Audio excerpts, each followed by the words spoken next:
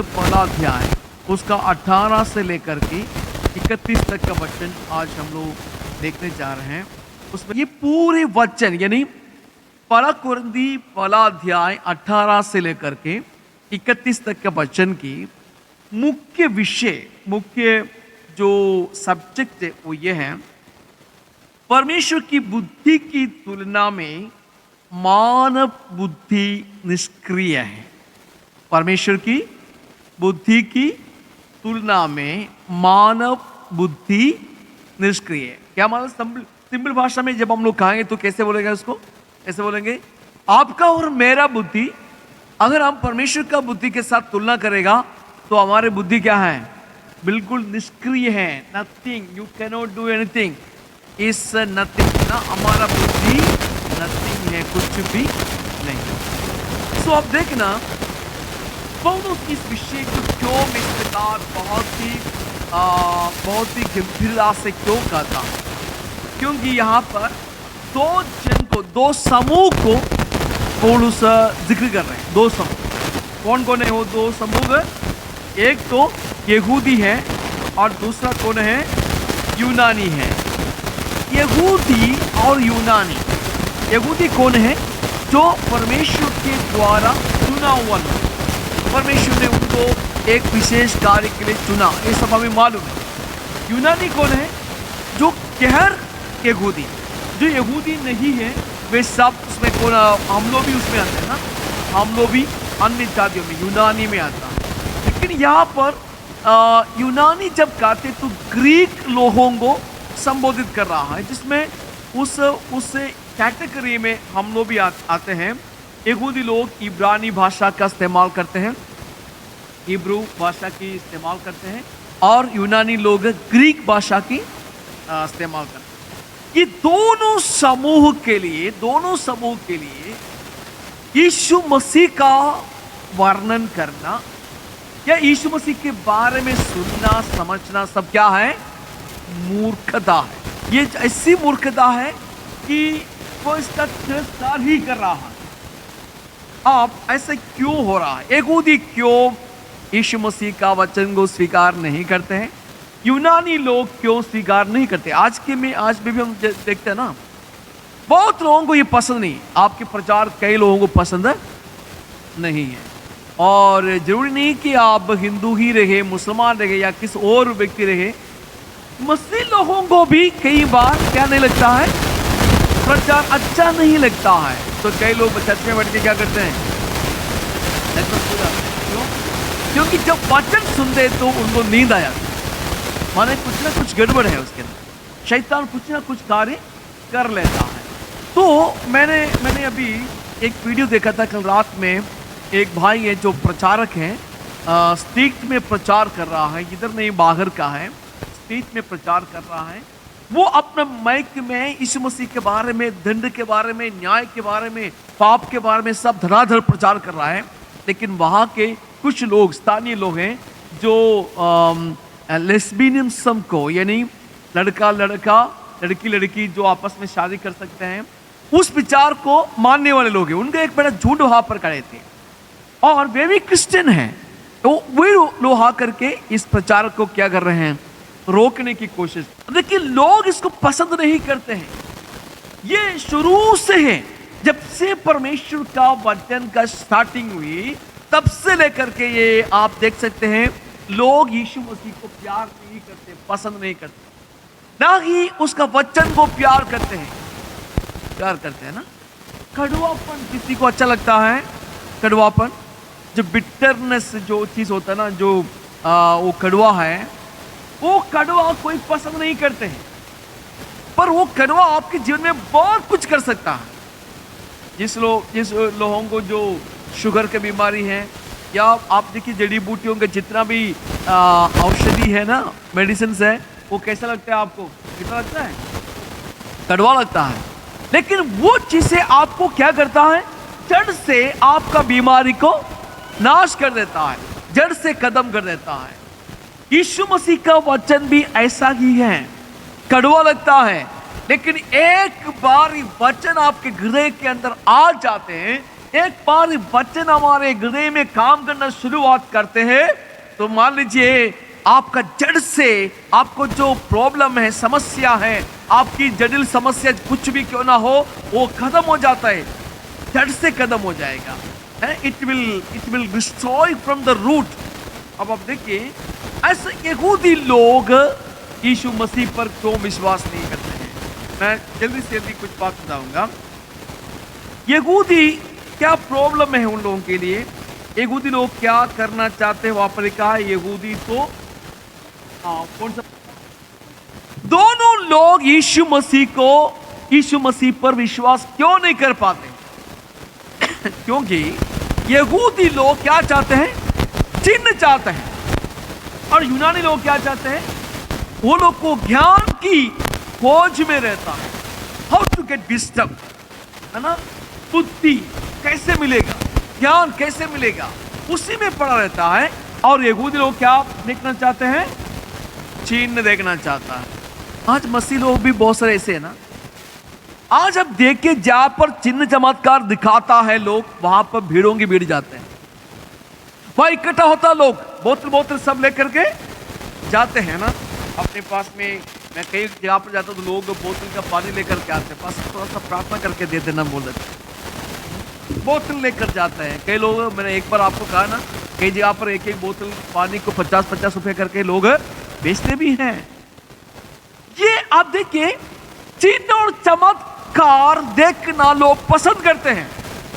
मैं भी उसकी खिलाफत नहीं, चिन्ह और चमत्कार होते हैं, क्योंकि वचन ही चमत्कार है ना। जब आप अपना मुंह से वचन बोलते तो चिन्ह और चमत्कार जरूर होगा, उसमें कोई शक नहीं। लेकिन अगर आप चिन्ह और चमत्कार के बीच में रहेंगे तो आप यीशु मसीह के साथ कोई संगति नहीं करेंगे। यीशु आपके लिए बड़ा है या चिन्ह और चमत्कार बड़ा है?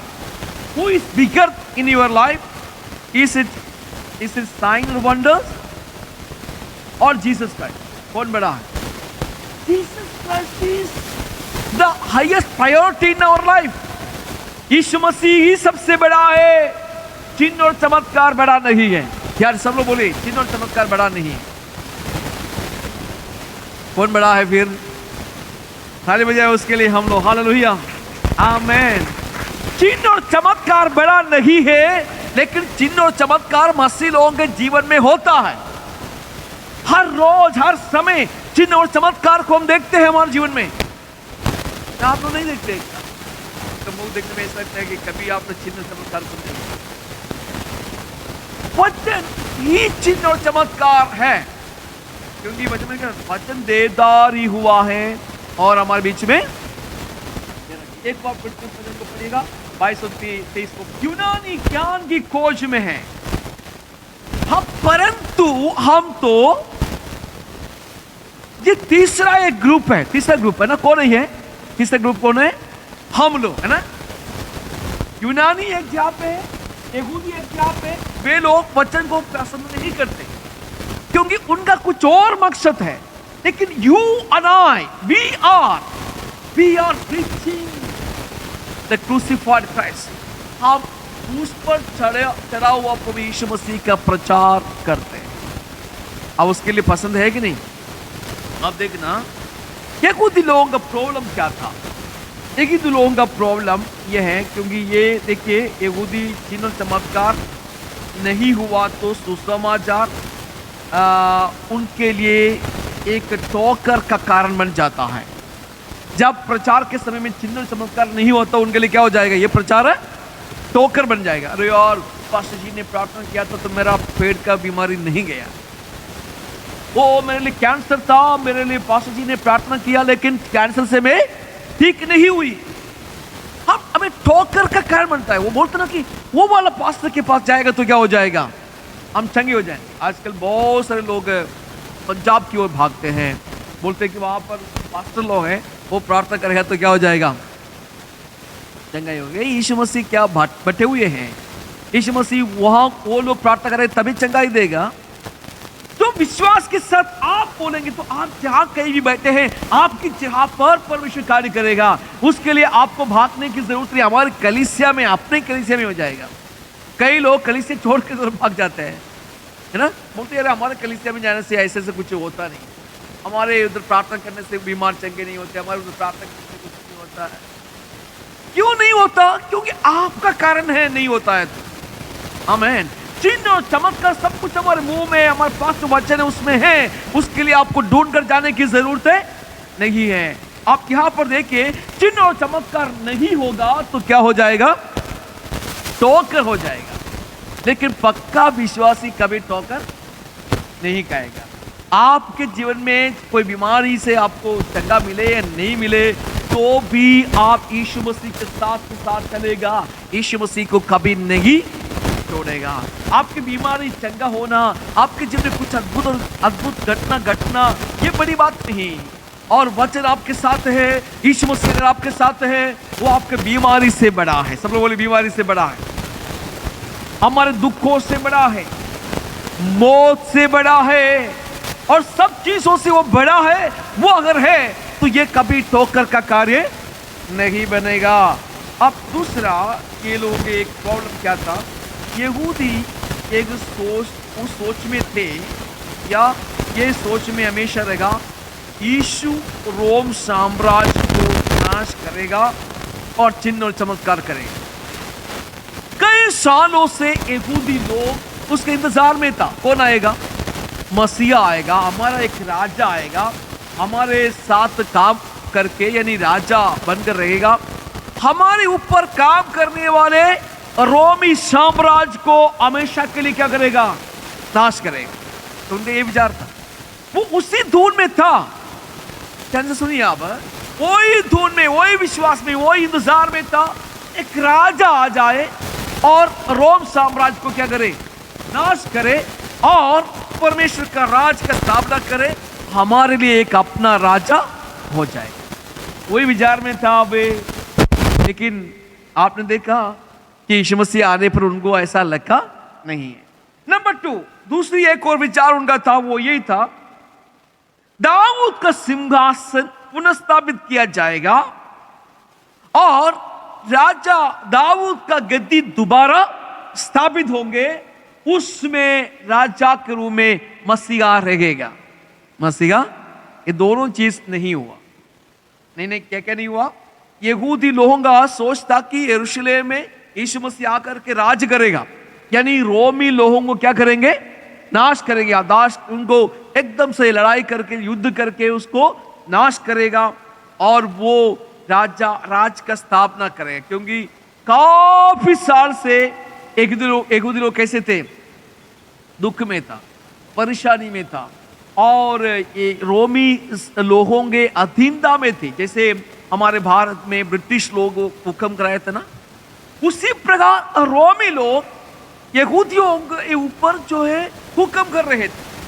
जैसे यहूदियों के ऊपर जो हुक्म कर रहे थे, तो उनका एक सोच था कि हमारा एक राजा हो, वो राजा क्या करे? रोमियों से लड़ाई करे, युद्ध करे, उनको पराजित करे, और हमारा अपना राज का स्थापना करे। यीशु मसीह ने ऐसा नहीं किया। नंबर 2 क्या था? नंबर 2 मैंने क्या बोला? दाऊद का सिंहासन पुनर्स्थापित करेगा और मसीहा वहां पर राजा होकर रहेगा। अब देखिए, प्रभु यीशु मसीह का 33.5 साल का जो सेवकाई में ऐसा किया कभी? उनको लगा कि ये राजा है? कभी नहीं लिखा। यीशु का जन्म एक गरीब परिवार में था, तो उसको एक्सेप्ट नहीं कर पाया, है ना? यीशु का जन्म कहां पर था? एक गरीब परिवार। माँ जो यूसुफ और मरियम इतने धनी लोग नहीं थे, उनके परिवार में उसका जन्म लिया नहीं, साधारण लोगों के घर में उसका जन्म हुआ। तो यहूदी लोग यीशु मसीह पर विश्वास नहीं किया। Why Jewish people did not believe in Christ? क्योंकि मैंने 2 बात आपको कहा था, वो दोनों इंतजार में थे। और आप जब मसीह आया तो मसीह कहां पर जन्म लिया? एक छोटा सा गरीब परिवार में जन्म लिया। गरीब लोगों को एक्सेप्ट करना बहुत मुश्किल है। छोटे लोगों को कोई भी अंगीकार जल्दी से नहीं मिलते हैं ना, वो तो आज के दुनिया में भी आप देख सकते हैं। वैसा प्रभु यीशु मसीह को भी, यीशु मसीह का जन्म एक छोटे परिवार में थे, तो लोग उस पर विश्वास कर नहीं पाया। नंबर 2 रीजन, दूसरी रीजन, उन्हें यीशु में राजा बनने की कोई योग्यता नहीं देखी। यीशु मसीह में कोई योग्यता नहीं देखी वे, है ना, राजा बनने का। वो उन्होंने कभी नहीं सोचा कि ये राजा बन सकता है, क्योंकि वो उसका जन्म कहां पर हुआ, और राजा हो तो राजा का प्रौढ़ी में रहना चाहिए ना, राजमहल में जन्म लेना चाहिए, राजा का बच्चा होकर के आना चाहिए, फिर वो बच्चा बढ़ेगा, फिर वो राज करेगा। लेकिन यीशु मसीह को देखने पर उनको ऐसा नहीं लगा कि राजा बनने की कोई योग्यता है उनके साथ। तीसरी बात, एक अपराधी के रूप में यीशु मसीह क्रूस पर मरा। वहां के लोगों का विचार था, अगर यीशु मसीह अच्छा था, सही बंदा था, तो कभी भी क्रूस पर चढ़कर नहीं मरते। क्रूस पर चढ़कर वो नहीं मरेगा, क्योंकि जितने भी लोगों को क्रूस पर चढ़ाकर मारते हैं वे अपराधी हैं, जो राजद्रोही है, बड़ा कुकर्म करने वाले लोग ही क्रूस पर चढ़कर मरते हैं। या क्रूस की सजा किसको दिए जाते हैं? जो बिल्कुल अपराधी है। 3 बात मैंने आपको कहा, किसके कारण उनको, यानी मसीहा को यहूदी लोगों ने विश्वास नहीं किया। कौन क्या था? यीशु का जन्म एक गरीब परिवार में हुआ। नंबर 2, यीशु में राजा बनने की कोई योग्यता नहीं देखी। नंबर 3, यीशु एक अपराधी की तरह क्रूस पर चढ़कर मरा। लोगों के भावना में, विचार में कभी भी ऐसा एक व्यक्ति हमें नहीं चला सकता, ये राजा नहीं बन सकता है। पर मित्रों, यूनानी के बारे में हम अगला हफ्ते में हम सीखेंगे यूनानी लोगों की क्या समस्या थी। इस संदेश से एक बात मैं आपको कहना चाहता हूं, वो ये है, हम लोग अपनी सोच में यीशु को उतारने की कोशिश मत करना। अपनी विचारधारा में यीशु के बारे में कोई एक फाइनल डिसीजन नहीं लेना है। आपके लिए खुदा अगर कुछ काम कर रहे हैं तो आप ये मत सोच रहे कि मेरी जैसा सोच है उसके अनुसार मुझे कुछ करे। नहीं, कभी नहीं सोचना ऐसा। आपको पूरी तरीके से खुदा के हाथों में अपने आप को समर्पण करना है। हे खुदा, तेरी मर्जी मेरे जीवन में पूरी हो जाए। हम सब अपनी मर्जी पूरा होने के लिए प्रार्थना करते हैं ना, प्रभु मुझे ऐसे चाहिए, ऐसे चाहिए। आज कई सारे प्रचारक लोग भी हमको वही सिखाते, तुम वही प्रार्थना करो, वही प्रार्थना करो, वो पकड़ के प्रार्थना करो, वही हो जाए, वही हो जाए। क्या कभी हम ये प्रार्थना करते हैं, प्रभु आपकी मर्जी मेरे जीवन में पूरी हो जाए? आमीन, हालेलुया। यीशु ने जब प्रार्थना किया तो कैसे प्रार्थना किया? हे पिता जो स्वर्ग में है, तेरी इच्छा जैसे स्वर्ग में है वैसे पृथ्वी पर भी पूरी हो। कितने लोग हमारी इच्छा नहीं, परमेश्वर की इच्छा हमारे जीवन में पूरा होने के लिए प्रार्थना करें। अगर आपको सदाया जाना परमेश्वर की इच्छा है तो होने दे। अगर कुछ भी समस्या आपके जीवन में आ रहे हैं, अगर परमेश्वर की इच्छा है तो होने दे। लेकिन मैं बता तो आपको आश्वासन देना चाहता हूं, आप उस वक्त में उस चीज में कभी भी पराजित नहीं हो। आप उस चीज में कभी भी पराजित नहीं होगा। यहूदियों की सोच में यीशु मसीह पराजित है। यीशु मसीह क्रूस पर चढ़ा मरा, उनके लिए पराजय है। लेकिन हमारे लिए यीशु मसीह क्रूस पर चढ़कर मरा, ये हमारे लिए विजय की घोषणा का कारण बन गया। यीशु मसीह मरा, इसलिए आज हम यहां पर जिंदा है। यीशु मसीह मरा, इसलिए हमारे अंदर एक भावना है, हम ये पूरे दिल से बोल सकता है कि मैं आगे बढ़ सकता हूं। क्योंकि मेरे जीवन में कुछ भी हो जाए, लेकिन खुदा मेरे साथ है, वो मुझे कभी अनाथ नहीं छोड़ेगा।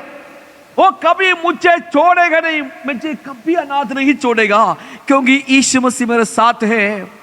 यहूदियों के सोच को आप छोड़ दो। यहूदी जैसा सोच आपको नहीं देखना है, आपको अपनी सोच में आना है और प्रभु की इच्छा आपके जीवन में पूरा होने के लिए समर्पण करना है। आइए हम अपनी आंखों को बंद रखें, एक क्षण हम लोग संभल कर दुआ करेंगे। प्रभु से प्रार्थना करें कि प्रभु आपकी इच्छा मेरे जीवन में पूरी हो जाए। प्रभु आपके कार्य मेरे जीवन में पूरी हो जाए। मैं जैसे सोचता हूं वैसा नहीं खुदा। कई बार प्रभु मैं आपको एक्सेप्ट नहीं कर पा रहा हूं, कई बार मैं आपको स्वीकार नहीं कर पा रहा हूं, क्योंकि मैं अपनी दुनिया में है खुदा, मैं अपनी सोच में है परमेश्वर। मेरे उन तमाम सोच से मुझे अलग करना। आइए हम प्रार्थना करें।